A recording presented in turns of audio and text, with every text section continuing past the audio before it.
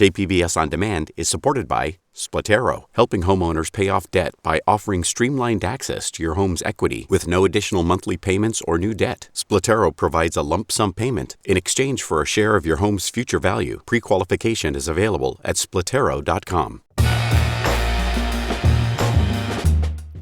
Welcome to KPBS Roundtable. I'm Scott Rodd.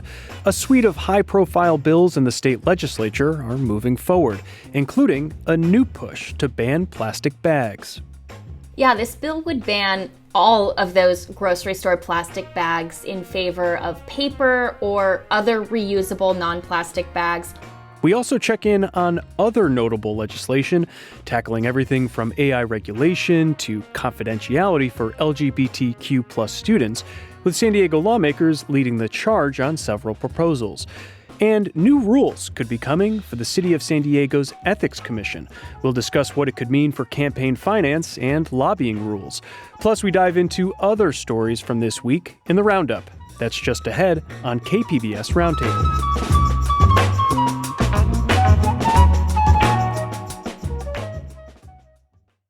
We're more than halfway through this year's legislative session in California, and lawmakers have been busy debating and negotiating over mountains of legislation. So we figured this was a good time to check in on some of the high-profile bills at the Capitol, including a few proposals carried by San Diego lawmakers. This political wrangling comes as state leaders also look to finalize the state budget and address the deficit that comes with it. Here to talk about all of this is Nicole Nixon, who covers California politics for the Sacramento Bee, and Deborah Sullivan Brennan. She writes the Sacramento Report for the Voice of San Diego. Welcome to both of you to Roundtable. Thanks for having us. Thank you. So, Deborah, let's start off by talking about plastic bags. There's a new effort in the legislature to ban single-use bags, but this bill is something of a mulligan because lawmakers already tried to ban single-use plastic bags about 10 years ago. What did that law require, and how did it play out? Well, that law turned out to be a failure. It did the opposite of what was expected. It actually increased the amount of plastic bags based on the numbers and the amount of plastic waste. It was in 2014. There had been numerous successful local bag bans, and the state wanted to do the same thing, but they met with pushback from bag manufacturers who didn't want to stop making the bags and grocers who didn't want to stop giving them away. So they came up with a compromise to produce these thicker, heavier plastic bags that were theoretically reusable or recyclable, except that people didn't do it. They discarded the bags anyway, and the upshot was that plastic waste in California increased almost 50% between 2014 and 2022. So a 10-year experiment, not very successful. Nicole, now lawmakers are revisiting this effort to ban single-use plastic bags. What would this new proposal do, and how does it differ from what the legislature passed nearly a decade ago?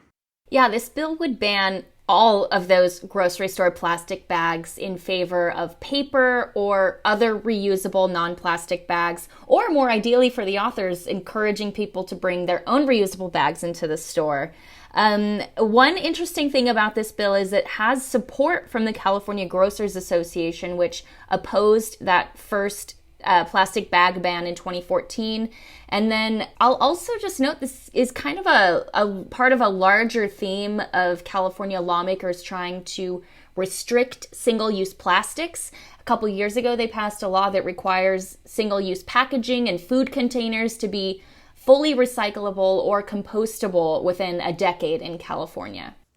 And why is the Grocers Association suddenly on board with it this time around?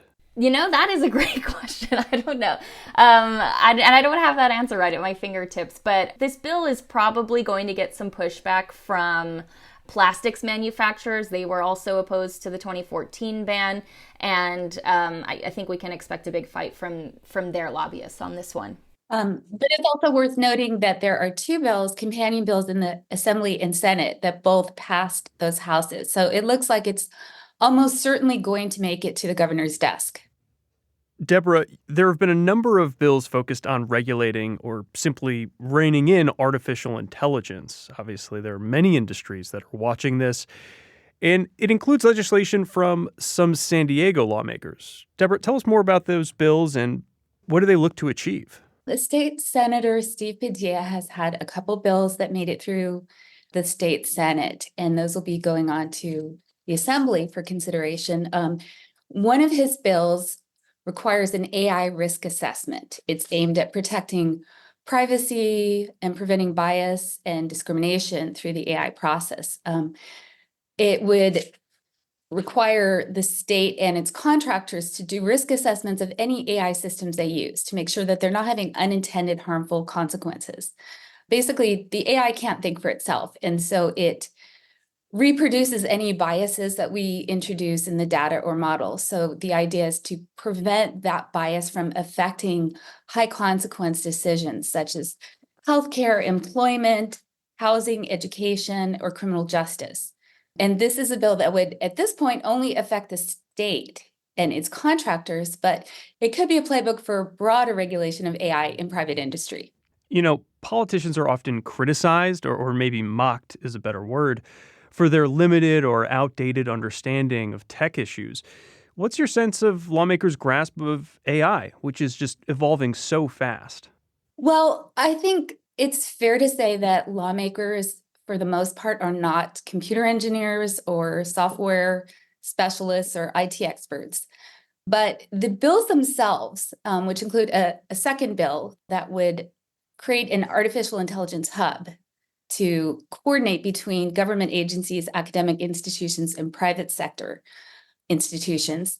And so the idea would be to bring all the real experts into the room together and have them help figure that out. And the bills themselves basically state the desired outcome.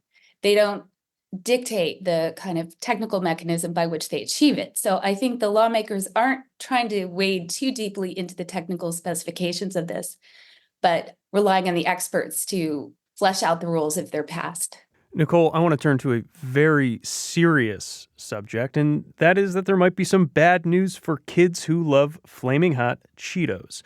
What's going on with the effort to ban certain food dyes in schools?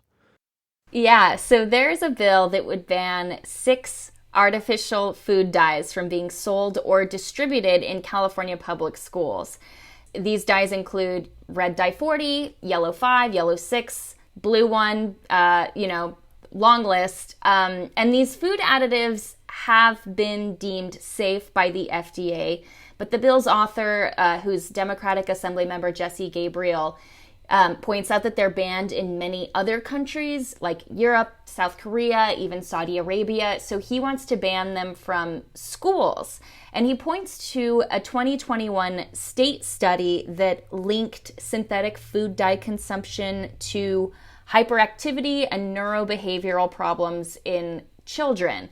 Now, there's a lot of food dyes there. They are in a ton of processed foods. So yes, hot Cheetos, admittedly one of my favorite snacks, but also, breakfast cereals like Fruit Loops, sodas and fruit juices, sports drinks, and other snacks. And again, this bill would only ban these ingredients from being sold at schools in California. You would still be able to buy them in the store if this passes. You listed red dye 40, blue number 1. I mean, just some of my favorites right there, the greatest hits.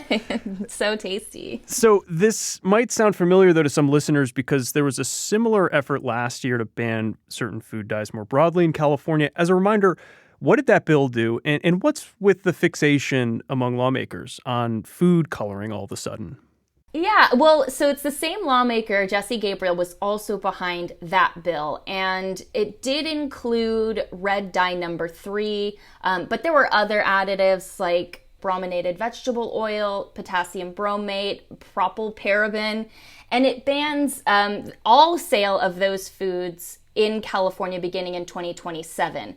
Again, some of those ingredients have been linked to diseases, including cancer, and are banned in many other countries. So Gabriel says it's not about banning products, like Skittles got a lot of attention with this bill last year, but he says it's more about pushing food makers to reformulate their products to get rid of some of those potentially harmful ingredients on U.S. store shelves.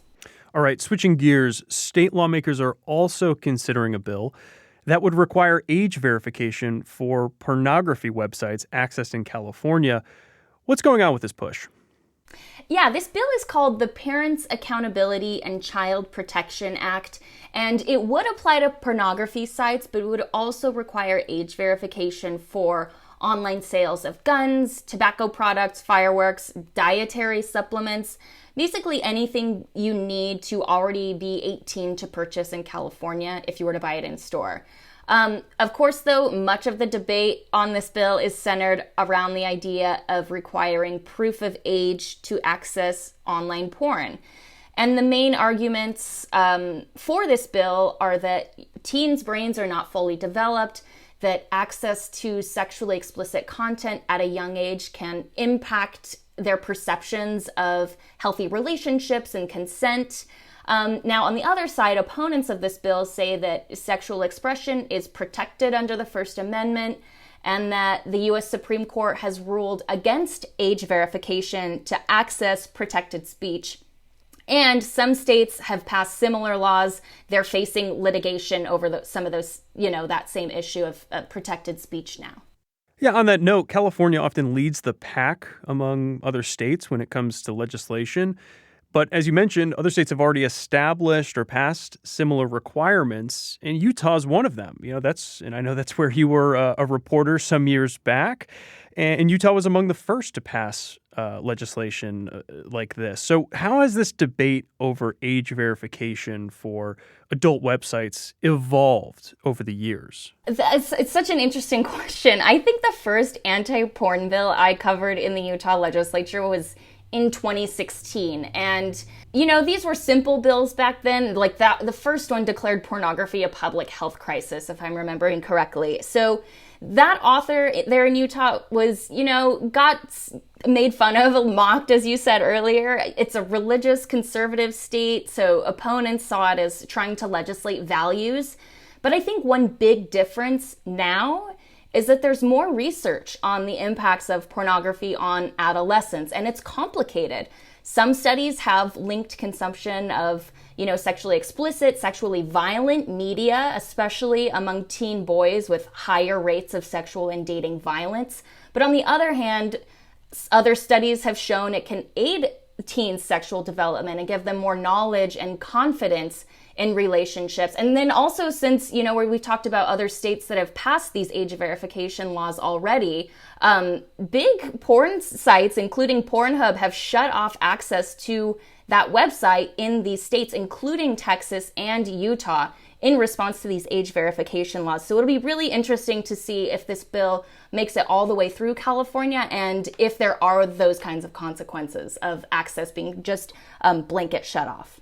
I want to turn now to a few bills that are being carried by San Diego area lawmakers. Republican Senator Brian Jones, whose district spans much of East San Diego County, has a bill that seeks to overhaul how sexually violent predators are placed in communities. Now, Deborah, what changes would this proposal make? Okay, it would require the director of state hospital to sign off on the placement of released sexually violent predators before any lease can be signed. Now, the leases and supervision of these former inmates are supervised by Liberty Healthcare. That's the state contractor. And Jones and some of his colleagues are saying there's not enough supervision. The state needs to retake its authority over this. So the director of state hospitals has to sign off on that before they use taxpayer money to sign these leases or rental agreements. The other thing it would do would be it requires the state hospitals to place public safety as a condition in the placement of these sexually violent predators. Now, Jones's original language said he wanted to be placed as the overriding consideration. That was softened a little bit in the language. So it doesn't seem to be a very dramatic thing to ask them to consider public safety in these placements, but he feels like that's a big win to make sure that that's in the language and that that's part of the process. Yeah, it's kind of surprising, actually, that that isn't already a requirement when they're placing these individuals. Jones has been focused on this issue for years, but past efforts to pass legislation didn't gain much traction. So what's different this year? Right. This is his third attempt to pass the bill. He's tried it in the two previous sessions and it didn't make it through. He changed a few things that would have been included in his original legislation. He had to scrap requirements for inventories of state property. He had to give up his request for reports on how many sexually violent predators are in each county, and also eliminate provisions against placing them near Indian reservations. So once he was able to remove those provisions, the other two requirements, which are pretty straightforward, were able to make it through the Senate. Democratic Assemblymember Chris Ward recently introduced a bill that would prevent so-called forced outings of trans students at schools. Deborah, what would this bill do? This bill would ban teachers from notifying parents if a student changes their gender at school, confides in the teacher that they are transitioning to a different gender, or requests to use a different set of bathrooms. And it would prohibit schools from writing policies that requires teachers to do that. It would also prevent any retaliation against teachers if they don't tell parents, and it would hope to provide resources for parents and students and teachers to discuss LGBTQ issues. And this is taking place amid a legal climate where you have a number of school districts taking very opposite policies. Those policies have been challenged in court, and the courts have come to different conclusions. For instance, in Temecula, they have a policy requiring parental notification. There's a lawsuit by the teachers union, students, parents to overturn that. That's in court now. In Chino Hills, they had a similar policy requiring parental notification, and California Attorney General Rob Bonta sued Chino Valley Unified School District to overturn that. And then in Escondido, you had the opposite situation. In Escondido Union School District, the school district had a policy prohibiting teachers from telling parents. And two middle school teachers sued, saying that violated their religious beliefs, that they believe parents deserve to know, and that being forced to conceal that information was a violation. And so that has also gotten to court. So you have a very conflicted landscape of school policy and court decisions on this. I mean, yeah, it sounds like a real patchwork, and I can only imagine how that's difficult to navigate for schools and for parents and for teachers. Nicole, this topic has some history in the legislature. What's happened over the last few years that's led up to this bill's introduction? Yeah, well, I think maybe just zooming out even further, LGBTQ issues have really been thrust into the spotlight nationally in recent years, especially issues affecting trans communities and trans students. You know, it started with Republican-led states passing laws that do things like requiring trans people to use the bathroom that corresponds with their sex assigned at birth rather than their gender identity, banning trans girls from participating in girls' sports at schools, and these so-called forced outing policies, which are also known by supporters as parental notification policies. And this issue arrived in California about a year ago, really, as Deborah mentioned, with the Chino Valley Unified School District adopting a policy requiring schools to notify parents if their child asks to use a name or a pronoun that's different from their birth certificate. Immediate backlash from LGBTQ rights groups and elected officials from the top, Governor Gavin Newsom and Attorney General Rob Bonta. So a lot of drama, a lot of, meanwhile, patchwork, different policies being passed in different school boards. There was also an effort by Republican State Assemblyman Bill Asaley last year to make this parental notification policy statewide. Of course, that went nowhere. So that now brings us to Assemblymember Ward's bill that would ban school boards from adopting these forced outing or parental notification policies.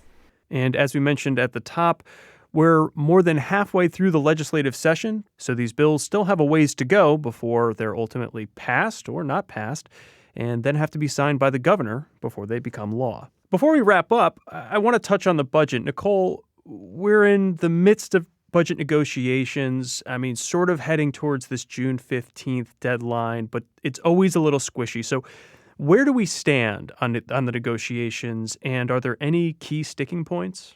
Yeah, well, like you mentioned, lawmakers have to pass a budget by June 15th. They often pass what I call a placeholder budget just so they meet that deadline. If they don't pass something by June 15th, they don't get paid. So their real deadline is June 30th. That's the governor's deadline to sign sign a budget bill before the new fiscal year begins on July 1st. So, there's this big deficit currently sitting around $45 billion. And I think that's where a lot of the sticking points this year are. Newsom proposed a budget that relies big time on cutting spending to fill that deficit. He's proposed what he describes as like tough but necessary cuts to some sort of social service programs, new money for public health that was prioritized after the pandemic, homelessness grants for cities, a middle class scholarship program. And state lawmakers want to keep some of those programs and pay for them by capping business tax write-offs and sort of limiting tax benefits for businesses over the next few years. And then last thing is bonds. Lawmakers are looking at moving some school infrastructure money and climate project money to the ballot to ask voters to sign off on bonds this November. Those are also still being negotiated along with the budget, but it looks like those negotiations right now are leaning toward climate and school bonds. So those might be on your ballot in November. Deborah, are there any key areas of the budget or any potential cuts that could impact San Diego in particular?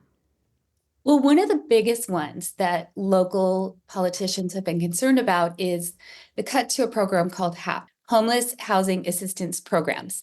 And that has been kind of the bread and butter of local agencies' homeless funding for 5 years now. It's a program that's been funded at $1 billion a year, provides substantial resources to cities and counties to operate shelters, outreach programs, and other kinds of homeless services.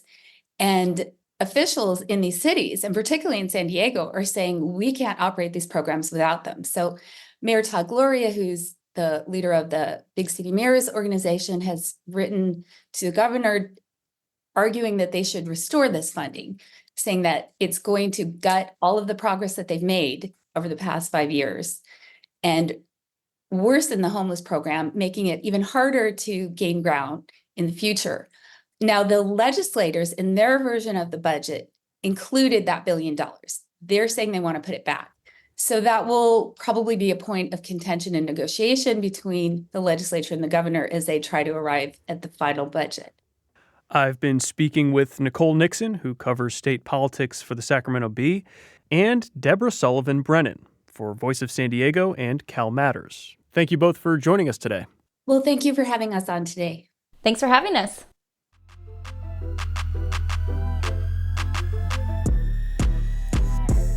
When Roundtable returns, we hear about San Diego City Attorney Mara Elliott's efforts to change ethics rules and increase fines for political misconduct.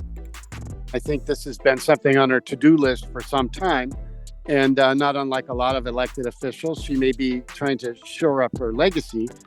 That's next on Roundtable.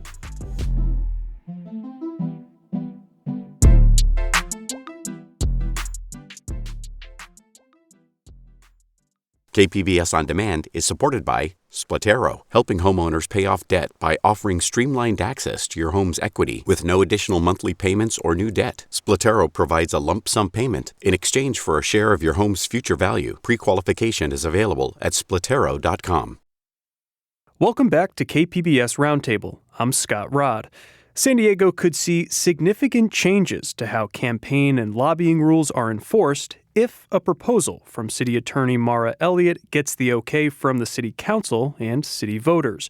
The plan would give more power and independence to San Diego's Ethics Commission, which was formed more than 2 decades ago as a way to combat misconduct by public officials. So what would this new Ethics Commission look like, and how likely is it to get on the ballot in November? Here to tell us more, I'm joined by Jeff McDonald, investigative reporter with the San Diego Union-Tribune. Jeff, welcome to Roundtable. Hi, Scott. Thanks for having me. So to start, San Diego's Ethics Commission was started back in 2001 to keep local public officials in line when it comes to campaigns and lobbying. So how is it designed to accomplish that?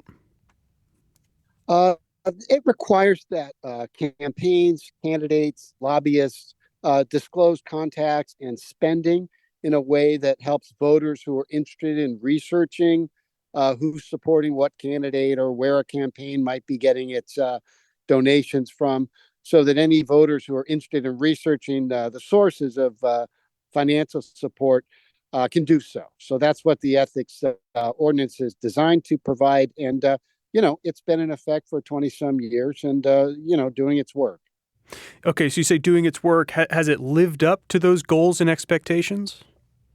Yes and no. I mean, it does issue fines in times where they find cases of misconduct or failure to comply with the rules.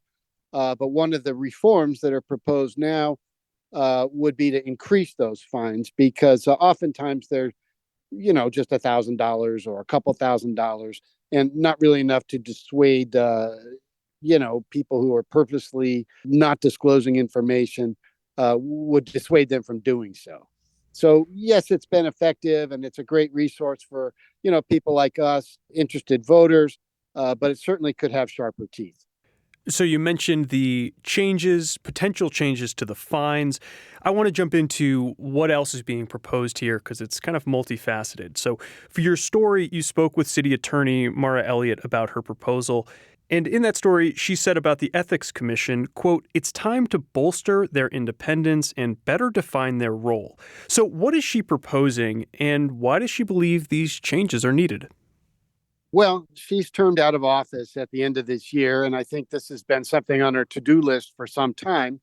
And not unlike a lot of elected officials, she may be trying to shore up her legacy, which is all well and good and completely understandable. The main thing before the Rules Committee this week, and we'll go to the council next, would be a charter amendment. And that's what requires voters to approve it. And so with council approval, that'll go on the November ballot. That would do a couple of things if it passes with voters this fall. Most specifically, it would rewrite a term of the charter to make sure that the Ethics Commission cannot be undone by a future city council. The current language says that establishes the Ethics Commission, but also says basically it shall serve at the will of the city council. What the city attorney's reform would do is codify that in the charter so that it takes the existence of the Ethics Commission and makes it solid, so that some future council can't vote the Ethics Commission out of existence. That's the main thing that this charter amendment would do. And you can't obviously change the charter without a majority of the voters. And in the plan, it would also change who was in charge of choosing the Ethics Commission's either members or director. Is that right? Well, that's one of the objectives. So the city attorney put forward a reform agenda last fall with a number of initiatives and proposals. The city charter amendment is the one that's on the table right now and that requires voter approval. She also has a series of additional changes, initiatives, reforms that will be rolled out later this spring and summer and go before the city council. And that's where the increasing of the fines would come in. And she did try to force the issue now about the independent appointment component of the Ethics Commission, but that won't be put to voters. That's something that still needs to be negotiated. It's fair to say that didn't receive a hugely positive reception. Right now, the commissioners are nominated by the mayor from a pool of people proposed by council members and the city attorney herself. What the city attorney is suggesting is that some independent authority should have that role and not the elected officials who are the subjects or can be the subjects of Ethics Commission investigations, if that makes sense. Yeah, it definitely makes sense. Right now, the city council, in hand with the mayor, they're in charge of essentially, deciding what this commission looks like in terms of its members and the director. But of course, anytime you try to remove that authority or change it, it's typical that you get pushback if you try to make those sorts of appointments more of an independent process. So that does make sense. And as you said, the details of that are still yet to be determined, it sounds like, still need to be worked out. Yeah, she had proposed a panel of retired judges be given that authority. And that is the idea that was not moved forward. So what they did agree to was to pursue that, but table it for now. So it won't be part of the November vote. But she does plan to bring forward some, and that doesn't require a vote. That change doesn't require a vote of the public. It requires a vote of the city council.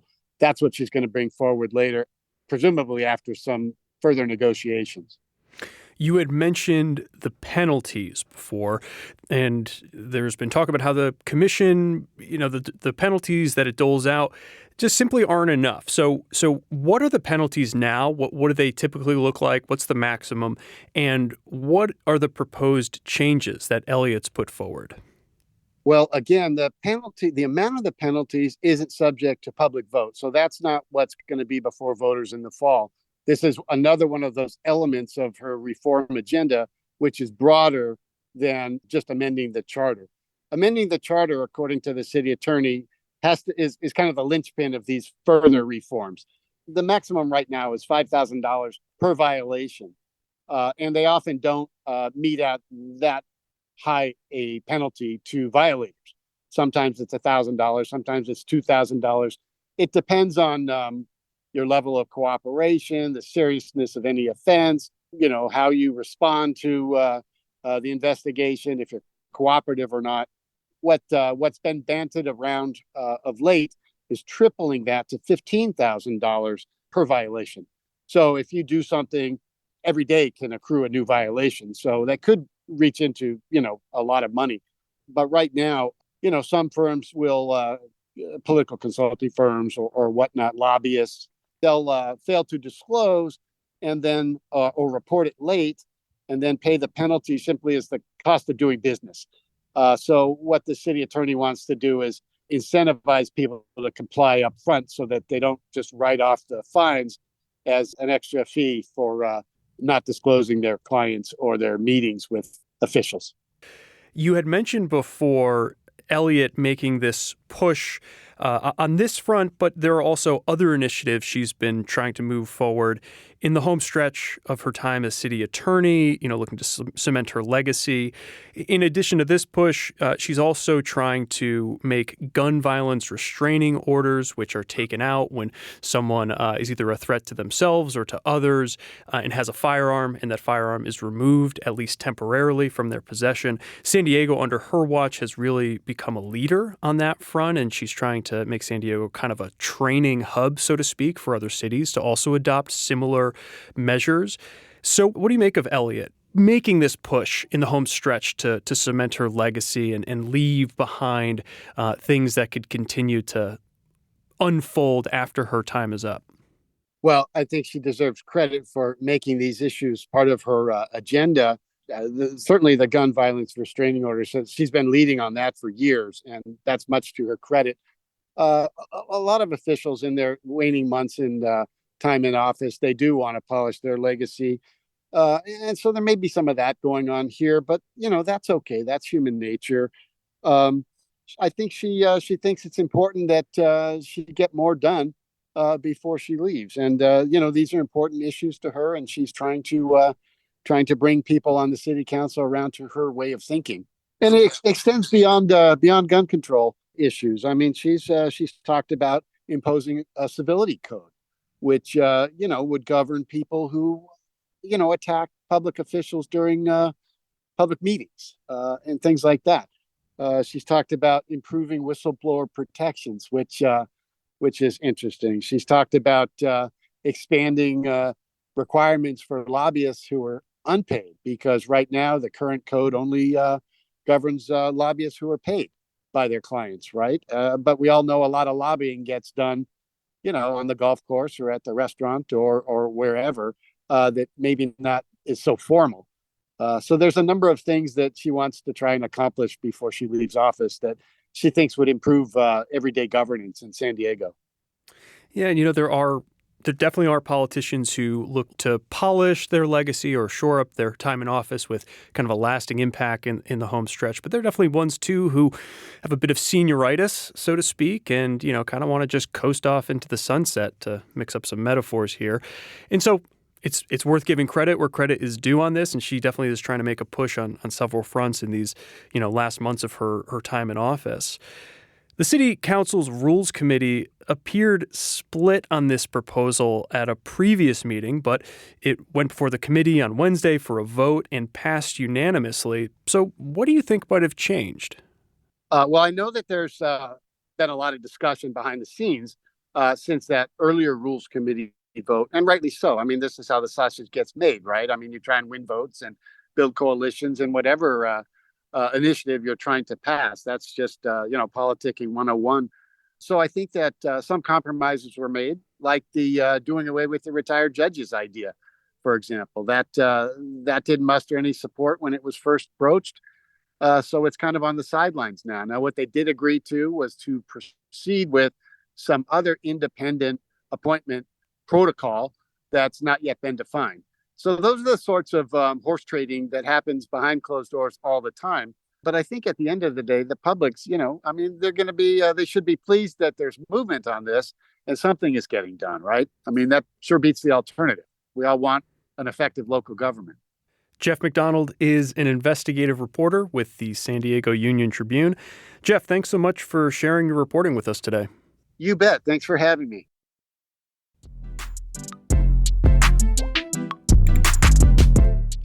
When we come back, we catch up on some other stories we've been following this week on the Roundup. That's coming up after the break. KPBS On Demand is supported by Splatero, helping homeowners pay off debt by offering streamlined access to your home's equity with no additional monthly payments or new debt. Splatero provides a lump sum payment in exchange for a share of your home's future value. Pre-qualification is available at splatero.com. Welcome back to Roundtable. I'm Scott Rod. It's time now for our weekly roundup of stories we've been following. Joining me is Andrew Bracken. Hey, Andrew. Hey, Scott. Start us off. Well, I think, one of the major stories this week is that President Joe Biden took action on the border to limit the number of asylum seekers. And this is something that we'd been talking about. I think Elliot Spaggett for the Associated Press had alluded to it. It would have been a possibility, I think, over the last several months that the president would take action at the executive level to limit the amount of arrivals. And that's what he did this week. It stops processing asylum seekers when certain limits are reached. I think it's 2,500 crossings a day. And that threshold was reached, earlier this week. I think it was like Tuesday night, Wednesday morning. And AP's Elliot Spaggett, along with his colleague Valerie Gonzalez, have published some reporting on, talking to asylum seekers about what's happening now and some of the confusion, and everyone's just trying to figure out where they go from here. It's interesting because Democrats have been resistant to this idea, and there was even criticism from some in President Biden's party, including Senator Alex Padilla from California, expressed his concern and even frustration with this executive order. And then you had some Republicans who were chiming in saying, we think this is a good move. Some said, we'll see if it works. But it's just interesting how in an election year, politics can get kind of scrambled across parties. I think one thing that's important is, I think we've talked about this, is the San Diego region is seeing a lot of migrant crossings. And the New York Times did publish a piece, kind of talking about how the San Diego sector, it did become the top destination for migrants over the last few months. In April, it was like 37,000 people crossed, putting San Diego ahead of some of the areas in Texas and other parts of the U.S.-Mexico border. I think there's still some questions about what it's going to look like and how the process works. And I think when we've talked to Elliot Spaggett and other border reporters on Roundtable before, one thing is when the rules change, it takes a little time for everyone to kind of figure things out and to see how that changes migration. And KPBS's Gustavo Solis has been following this as well. He'll be continuing his coverage of it, so keep an eye out for that on kpbs.org. A few storylines that I've been following over the last week or two have been about the media industry. One was a report in newer publication called The Free Press by Michael Moynihan. He's a a former longtime staff writer at Vice. And the title of the piece was How Vice Went from a $6 billion Media Empire to Bankruptcy. And the subhead was, quote, "It was hubris, it was the mismanagement of huge amounts of money. Most of all, it was a betrayal of everything that readers loved."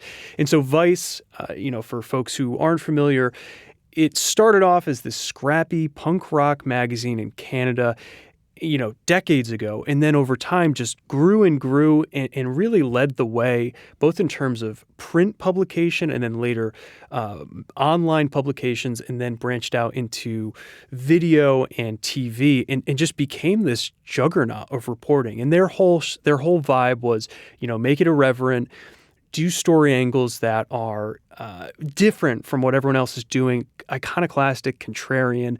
And Michael Moynihan, the author of this piece, details the rapid fall of Vice over the last 5 years. I mean, they declared bankruptcy recently. And from his perspective, he raises questions about, did they drift from that original mission that they had when they were irreverent, iconoclastic? And, just the rapid fall over the last 5 years, it raises questions about, can that kind of punk rock gonzo journalism thrive in today's media industry? And it also just highlights how quickly the fortunes of a media outlet, a media behemoth, can change these days. Fun fact, maybe not so fun for me, I interviewed for an internship at Vice after college.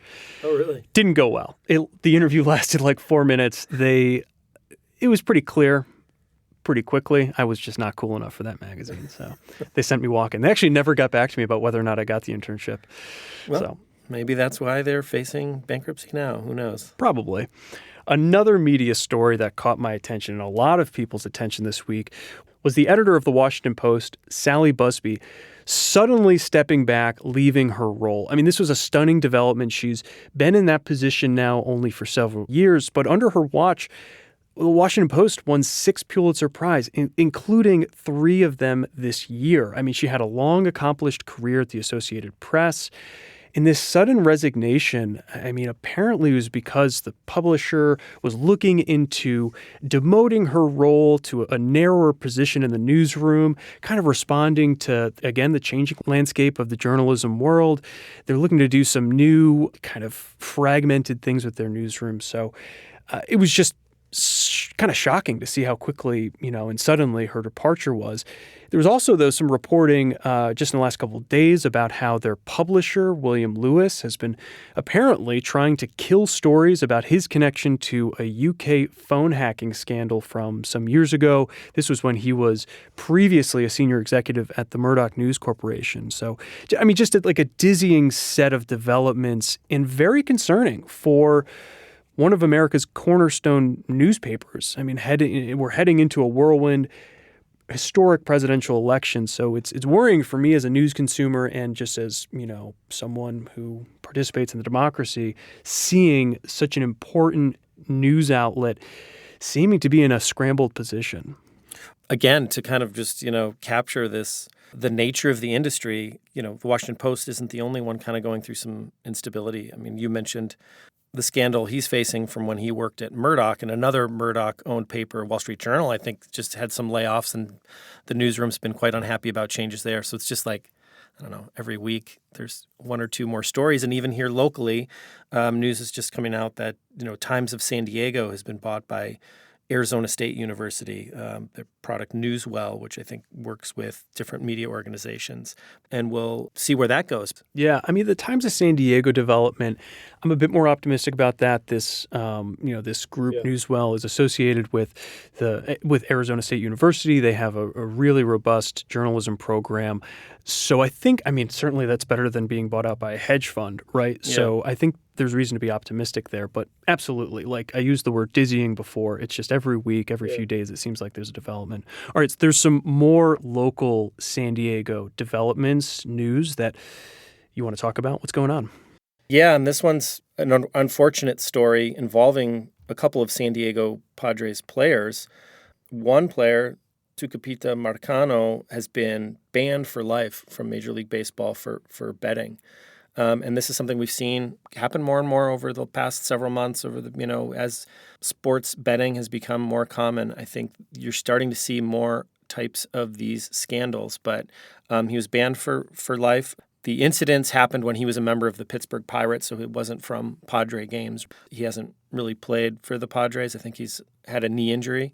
But still, his career's over due to betting on baseball. Another Padres pitcher is suspended for a year, I think it was.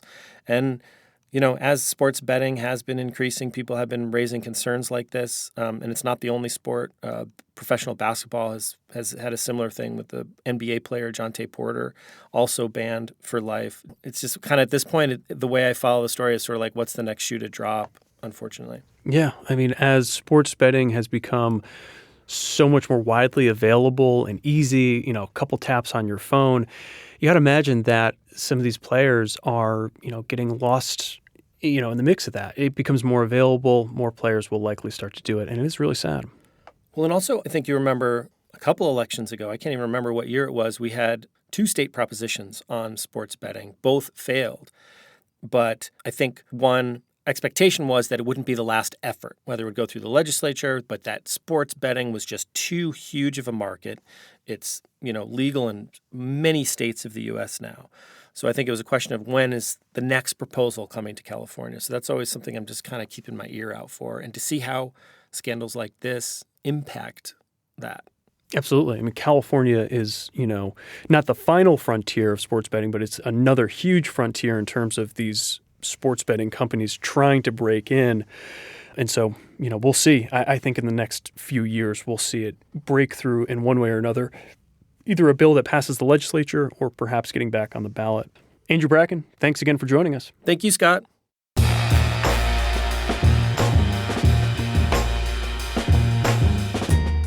That's our show for today. You can listen to KPBS Roundtable anytime as a podcast.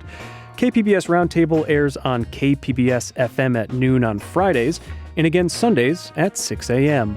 If you have any comments on today's show or ideas for a future one, you can email us at roundtable@kpbs.org. You can also leave us a message at 619-452-0228. Roundtable's technical producers are Rebecca Chacon and Brandon Trufa. This show was produced by Andrew Bracken. Brooke Ruth is Roundtable's senior producer, and I'm Scott Rod. Thanks for listening.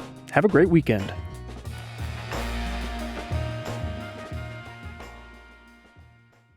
KPBS On Demand is supported by Splatero, helping homeowners pay off debt by offering streamlined access to your home's equity with no additional monthly payments or new debt. Splatero provides a lump sum payment in exchange for a share of your home's future value. Pre-qualification is available at splatero.com.